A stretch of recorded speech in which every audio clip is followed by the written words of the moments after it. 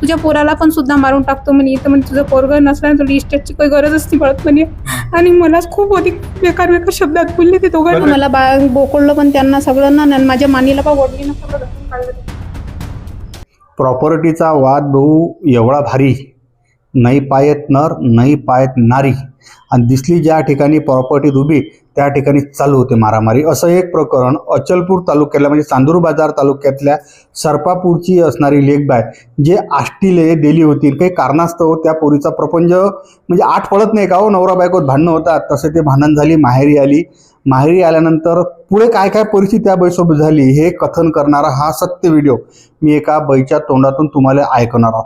प्रॉपर्टीचा असा विषय खतरनाक आहे की या प्रॉपर्टीत आता लोक कितीक जणांचे जीव गेले, म्हणजे एकामेकाचे जीव घेणारे जेलात आहेत, पण ते प्रॉपर्टी जाग्यावर आहे. प्रॉपर्टीचं मॅटर नेमकं काय तुम्ही फक्त पाहता माझ्यासोबत. जे एक बाई आहे, ज्या बाईचा हा प्रॉपर्टीचा अनुभव मी तुम्हाला ऐकणार आहोत. ह्या ताई आहेत. तर ताई, पूर्ण नाव काय आहे आणि कोण्या गावले दिलं होतं, लग्न काही झालं तुमचं? नंदा प्रवीण शेटे आणि सरपापुरात राहत आहे मी, माझ्या आई बाबाच्या घरी. आणि माझं लग्न झालं 16/7/2012 मध्ये. आणि मी माझ्या नवऱ्याच्या घरी 6 महिने राहत होते. नंतर माझा नवरा खूप दारू गिरू पे, त्याच्यानं मग तिच्या घरून मी माझ्या आईंच्या घरी चालली आहे. बरं ताई, तुम्ही सांगून राहिले की तुम्ही 5-6 महिने त्या संसार केला, मग काही तुम्हाला काही अपत्य वगैरे आहे का, आणि तुमचा नेमका संसाराचा पुढे काय म्हणजे तिथं मला सांगा बरं जरा. अपत्य मला 2-3 महिने झाले होतात त्यांच्या घरी. आणि नंतर मी दिवाळीला माझ्या घरी आले. 3 महिने तुम्ही 2-3 महिन्याच्या गरोदर होत्या? 2-3 महिन्याच्या गरोदर होती मी. नंतर माझ्या पाहुण्यांसंग भांडण वगैरे थोडं झालं. मग नंतर घरी आईच्या घरी आल्यावर मला फोन वगैरे सगळंच करे, आणि मला पाहायला पण आले होते, दवाखान्यात पण नेलं होतं त्यानं. आणि मी अडोणी मॅडमची चौशा ट्रीटमेंट सगळंच घेतलं. आणि मग त्यांना नंतर सांगितलं मॅडम ना याला बेड रेस्ट आहे बा. तेव्हा मग तो मला माये बोलले तुला कसं बेड रेस्ट, तूच आहे का बा, तुला प्रेग्नेंट आहे का, असं तसं बोले मला. नंतर मग मला 7-8 महिने होऊन गेले. तर मग मी काही गेली नाही. नंतर मग ते बाळ झालं तर ते पाहागे आले, सगळेच जण आले, सासू सासरे सगळे झाले. आणि मी त्यांना म्हटलं न्यायालय तर माझी ननद माझे सासरे अजिबात. तुम्ही आरोप करून आले का त्याच्यावर, त्या सासू सासऱ्यावर की न्यायालयामध्ये तुमच्या घरचा म्हणून? माझ्या पतीला मी फोन करत होते. माझ्या पतीला मी 2-3 वेळा म्हटलं न्यायालया बाळाला पाहणं, तर मी येत नाही, मला बाळही नाही पाहिजे, तूही नाही पाहिजे. माझ्या आई बाबा बहीण नाही म्हणते. आणि दारूत खूप पेनाने सुस्तर आहे. बरं, मला एक ताई साधी गोष्ट तुम्ही सांगा. ह्या पुढे प्रपंचाचं म्हणजे ते पाहुणे म्हणजे तुम्ही सांगितलं आधीच बोलले की ते पाहुणे वारले, हे कधी वारले, किती दिवस काही बिमार होत, तुम्हाला ह्या गोष्टी काही माहीत झाल्या का नाही, तो माणूस वारले तुम्हाला माहीत झालं का नाही, हे थोडंसं खरं फक्त मला सांगा. नाही, मला माहीतच नाही ना, तर बिमार आहे हे माहीत नाही. आणि मला कोण सांगितलंही नाही. पण सोयगे सोयऱ्यात तर माहितच ना की बाबा त्या बाईच्या घरचा पाहुणा वारला, अशा गोष्टी नंतर कानावर आल्या काय? नाही, कानावरही नाही आल्या आणि काहीच नाही. नंतर मला 2 दिवसानं कळलं का तुझीच्या पाहुण्याचा मृत्यू झाला म्हणून. आणि मला हार्टचा प्रॉब्लेम असल्यामुळे मला माझ्या घरी कोण सांगितलंही नाही, बाहेरला नाही कोण सांगितलं नाही. त्याच्यानंतर मला पाहिल्यावर मला शॉक बसला का हे कसं झालं. मला मुलाला आम्हाला मौतीत काहीच बोलावलं नाही, येऊ दिलं नाही. नंतर आम्ही गेलो तर त्यांना आमच्यावर असे आरोप लावले. बरं, मला एक सांगा, आजच्या तारखेत तुमचं पोरगं किती वर्षाचं आहे? 13 वर्षाचा. मग 13 वर्षात आणि पाहुणेवरून किती दिवस झाले? पाहुणेवरली आता 11 महिने झाले, म्हणजे जवळपास 1 वर्ष झाला. हो. बरं, मग तुम्हाला असं तुमचा आता 10-11 वर्ष आठ होता, तुम्हाला असं वाटलं नाही का बाई, आता मी क्लिअर सांगतो, असं वाटलं नाही का की नवऱ्या घरी जा, आपला प्रपंच करा, भावाचा मायबाप आहे तिथपर्यंत बाई सारखं जग असते, भाऊ काय भाऊजय आली तर आजकाल म्हणजे सख्या बहिणीचं तर पटत नाही, म्हणजे देराण्या आपल्या भाऊजाईचं आणि ननदचं कसं पटेल? नाही, पाहुण्यांना मी म्हटलं ना, तर मला न्यायालय तर सप्पात आलेच न्यायालय. एखाद्या वेळेस मिटिंगही नाही, काहीच नाही. आणि बाबाला तरी सांगा बा तुम्ही या ना, बाबाला घेऊन या. तर मी किती दिवस राहणार आहे, तुमच्या पोराला कायचं शिक्षण हे ते काय न करणार आहे बा मी. तर ते तरी हेच नाही, बोलायला तयार नाही, याले तयार नाही. 2-3 वेळा फोन केला. मग मी म्हटलं कास्ट गिस्ट काढा लागते, तर कास्टही काढून दिली तरच. हा, त्यानं स्वतःच कास्ट काढून दिली. त्यानं सगळे दाखले गिकले सगळे दिले. माझ्या घरचे देत नाही म्हणे, मी मराठा आहे म्हणे. त्याच्यावर मला वादविवाद होते म्हणे, तू स्वतः ये म्हणे, मी तुला कागदपत्र सांगतो. तिचे पूर्ण कागदपत्र आष्टीतूनच काढली मी, आष्टीतच त्यानं मला कागदपत्र पूर्ण सांगितलं. बरं, मला एक गोष्ट सांगा ताई, आता घरचा पाहुणा तुम्हाला हार्टचा प्रॉब्लेम असल्यानंतर माहीत झालं, मग तुम्ही त्या गावले गेलते का नाही, त्याच्यानंतर त्या आष्टीला काही चक्कर मारले का नाही? हो, मारले ना, मी चक्कर पण मारले. त्याचा मृत्यू झाल्यावर मी त्याचा मृत्यू दाखला गिकला पण काढला. माझ्या पोराचं हे पण काढलं मी कोर्टातून, आपला वारसाचा दाखला. हा. आणि नंतर मग मी माझ्या पोरासाठी केस पण टाकली अज्ञानाची. आणि आता किती झालं माझ्या बाबानं मला सगळं पाहूनच दिलं होतं ना त्यांच्या घरी. सगळं कोण म्हणजे काय तुम्हाला त्याच्यामध्ये नोकरी होता काय? जमीन, घरदार सगळंच होतं त्याचं. हा. जेव्हा मला दिलं होतं त्याला घरही होतं, त्याला वावर सगळंच होतं, त्याच्या 8 एकर जमिनी होती. आणि नंतर मी म्हटलं आता बा मला आता एकटाच पोरगा आहे, त्याच्या पोरासाठी आता मी कुठून आता पैदा करू पैसा, आणि हे ते शिक्षण काय न करा, माझी तब्येत नाही राहत बा चांगली. मग आई बाबा मला आता हे करते, आता तू किती दिवस पोचणार आहे, तुला भाऊ किती दिवस पोचणार आहे, आमची तब्येत नाही राहत चांगली, आता तुझा पोरगा आहे तू आहे जाय तिथं ना, तुझ्या पायात बस आता तू. मी त्यासाठी मी स्वतःहून त्यात केस गिस टाकल्यानं मी तिथं गेली आणि यानं माझ्यावर असं हे केलं. ते तुम्ही बोलताना सांगितलं की 19 तारखेला मागच्या महिन्यात तुम्ही वावर पेऱ्यासाठी गेल्या, तर नेमकं तुमच्यासोबत त्या वावरात काय झालं? 19 तारखेला माझ्या संग वावरात मी वावर पाहायला गेली. माझं शेतीत मी पेरलं यंदा, आणि सोयाबीन वगैरे निघाली चांगली. आणि मी वावरात गेल्यावर हे 10-10:30च्या दरम्यान हे 4 जण आले. कोण कोण? जितेंद्र रामदास शेटे, मोहन महादेवराव गुलक्षे, आणि किशोर अंबादास शेटे आणि हरीश अंबादास शेटे, हे 4 जण आले. मला शिवीगाळ करायला लागले वावरात माझ्या घुसून. इथं माजर चोद्याचे, इथं बदमाश कायली आली, तुझी आज इज्जतच लुटून घेतो, हे घेतो. असा आरोप कसा? आता बैजी जात पण काही बोलता का तुम्ही असं? नाही सर, मी काही बोलत नाही. त्यांना मला लोटलाट मारटोक केली आणि नंतर मला म्हणाले तू शिवीगाळ केली आणि माझे कपडे पण फाडले त्यांना. आणि दुसरी खूप मला म्हणे तुझ्या पोराला पण सुद्धा मारून टाकतो म्हणे, इथं म्हणजे तुझं पोरगं नसल्याने तुला इस्टेटची काही गरजच नाही पडत म्हणे. आणि मलाच खूप अधिक बेकार शब्दात बोलले ते दोघांना. काही लढू नका, तुम्ही प्रसार माध्यमावर आहे, मा काम आहे तर तुमच्यासोबत झालेला. आता तुम्ही ते हा विषय काही लांबू नका, कारण कसं आहे मारहाण झाली मी समजू शकतो, या प्रॉपर्टीच्या मर्डर होतात, मी ह्या गोष्टी पाहिल्यात. तर तुम्ही पोलीस स्टेशनात गेल्या नाही का मग, का डायरेक्ट बापाच्याच घरी आल्या? नाही, मी 112 वर फोन केला शहरातून. 112 वर फोन केल्यावर 2 वेळा फोन केला, 1.5 घंटे पोलीसच नाही आले.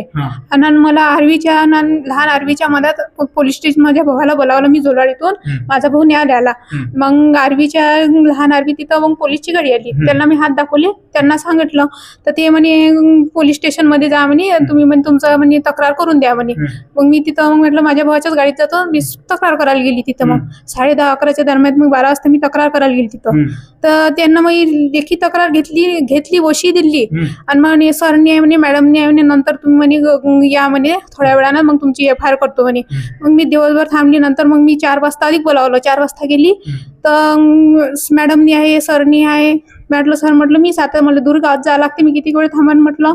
तर म्हणे सर म्हणे उद्या परवा कधी. आणि म्हटलं सर माझी तब्येत नाही चांगली, माझी BP वाढली म्हटलं, मला पहिले डॉक्टरपाशी जायचं आहे म्हटलं.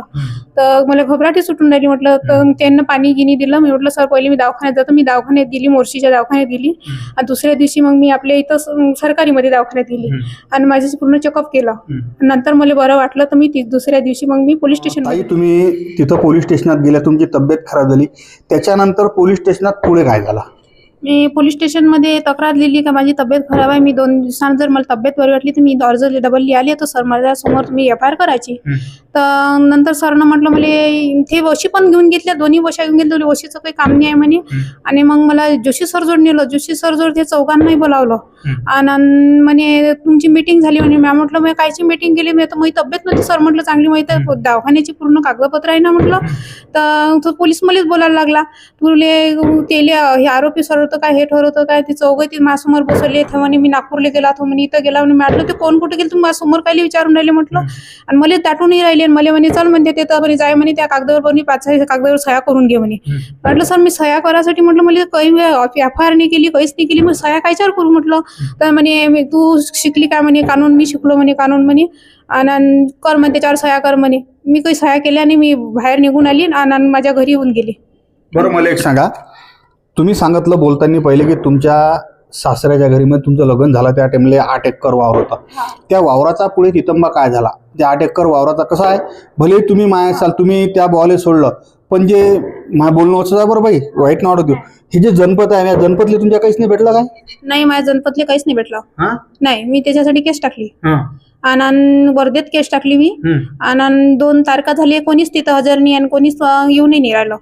वावर किती एकर होता? 8 एकर. मग त्या वावरातलं किती अपेक्षित आहे तुम्हाला?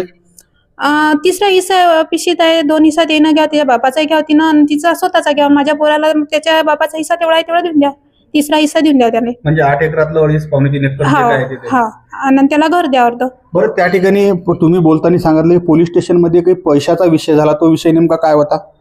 पैशाचा विषय म्हणजे ते म्हणाले का तू हे 15 लाखात झालं ना फायनल. म्हणून 15 लाखात मी काय केलं, मला तर माहितच नाही. म्हटलं सर मी मीटिंग बरं नव्हती, कोणची मीटिंग गेली म्हटलं, मी फक्त कंप्लेंट करायला गेले म्हटलं, तर पोलीस मला डाटे. आणि मग गोष्टही नाही. नंतर डोळे गे काढणं सर म्हटलं, तुम्ही एवढ्या जोरानं कोण डाटून राहिले म्हटलं, तुम्ही कोणता गुन्हा केला ते सांगा, तुझ्यावर केसेस आहे, तुझ्यावर दाखल आहे, तुझ्या भवार आहे, त्यावर तुम्हाला FIR करावं लागते, हे करावं लागते. तर पोलीस मला डाटायला लागला. बरं, मला एक सांगा, तुम्ही बैची जाता याचं बेनिफिट घेऊन त्या लोकांवर बेकाम आरोप तर नाही करून राहिले? नाही सर, मी बेकार आरोप नाही करून राहिले. मी आरोप केला असता तर मी 112वर फोन करून पोलिसांना तिथं बोलावलं होतं ना, जागेवर आले. मग हे पोलिस आले नाही ना, 1.5 घंटा मी थांबली ना. मी एकटी वावरात काय करणार आहे, आजूबाजूला कोणीच नव्हतं.